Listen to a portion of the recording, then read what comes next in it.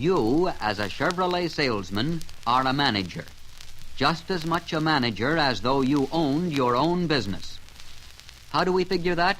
Well, the owners of the dealership invest their money in buildings, equipment, stock, and human skill. Normally, they expect and get a return on their investment. The amount of their return depends to a great extent on how that investment is managed. On the other hand, you, as a Chevrolet salesman, invest your time which you spend in the various phases of selling. You also expect a return on this investment. Your return depends on how well you manage your investment. Your dealer or sales manager can give you help and direction in getting the most out of it. But accomplishing this is up to you. In effect, your investment of time makes you a partner in the operation of the dealership. You owe it to yourself and to your partners to be a good manager. So let's consider some of the things that enter into good management. Your time is used in all the various aspects of finding and qualifying prospects, creating the desire to own, getting the decision to buy, and completing sales. As you know, finding and qualifying prospects is a big job. Ferreting out people who have the need or desire for a car, can pay for it, and will buy reasonably soon.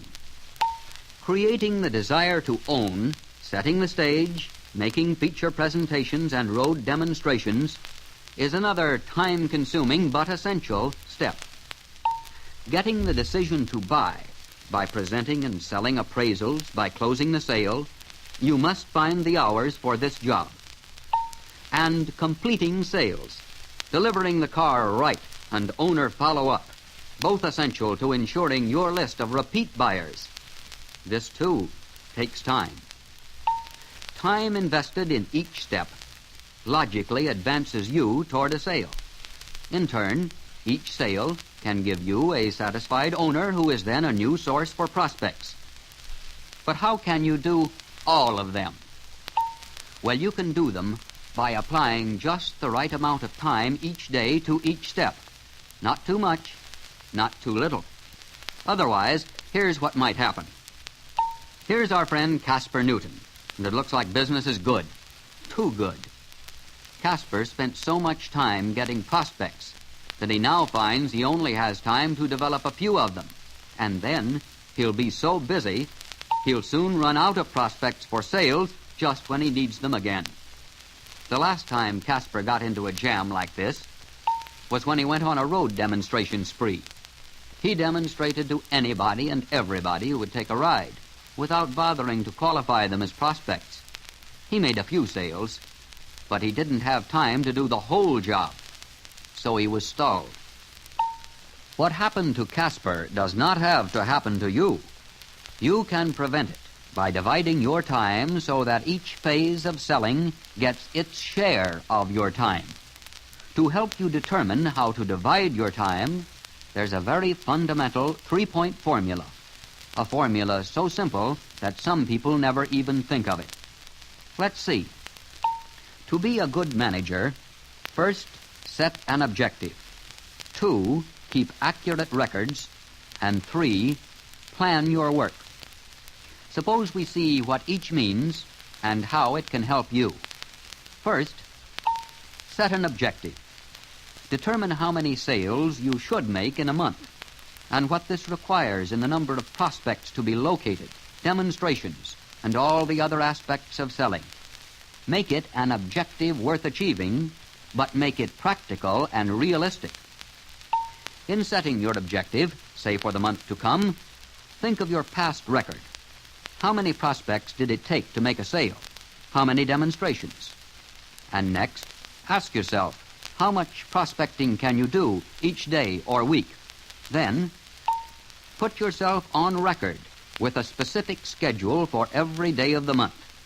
Use the Chevrolet Plan for Leadership booklet, but don't let it stop there. Keep accurate records.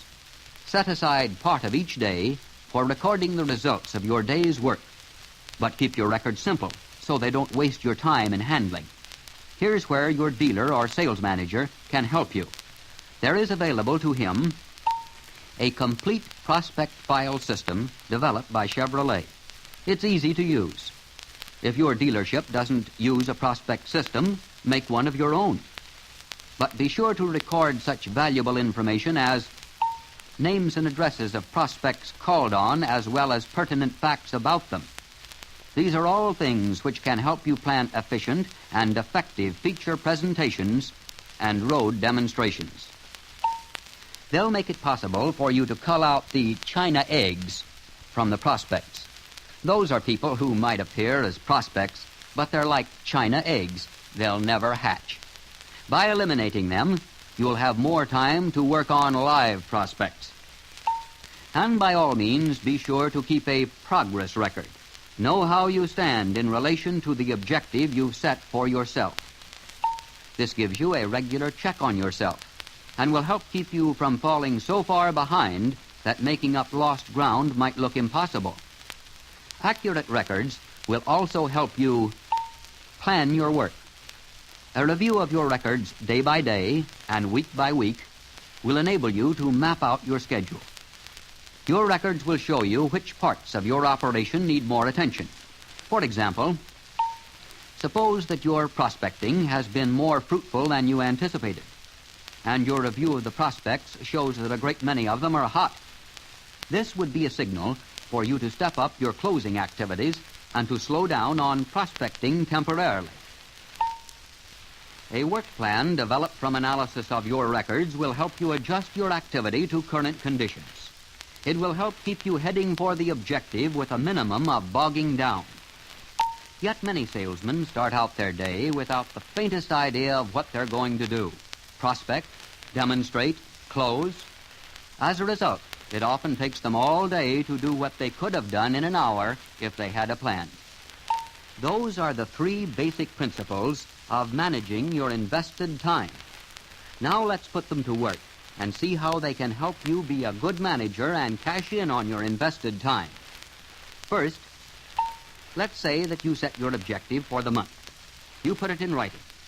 Next, you set up your record system, including a progress chart and a prospect file with complete information on all prospects. Then, you made out a work plan for every week and each day of that week. And you resolve to stick to business by utilizing every minute as though it meant a fortune to you. You put every ounce of your ability into your selling. At the end of the month, you check your progress chart against your objective. There in front of you, in black and white, you see how you did in each phase of selling and how many sales resulted. Analysis of this record will tell you which phases need more effort, which do not require so much. You now have a yardstick, a measure of the productiveness of your time. With it, you can determine how to establish your objective for the next month, and at the end of that month, compare your score again. Before long, you'll know what combination brings you the best results, the most sales. Then you have it, the formula that will get you the most out of your time. It's one of your formulas of success. And it's yours when you follow these simple principles. Set an objective. Determine how much of each selling activity you should be doing and set out to make it. Second, keep accurate records. Write down and file valuable information about your prospects. Keep a chart of your progress toward your objective. And third, plan your work. Map out your work for each day and week. Know what you're going to do next instead of wasting time between activities trying to decide what to do next. Remember, your time is your stock in trade. Every minute has a definite cash value. It's your investment. You alone can determine how much return you get from it because you're the manager.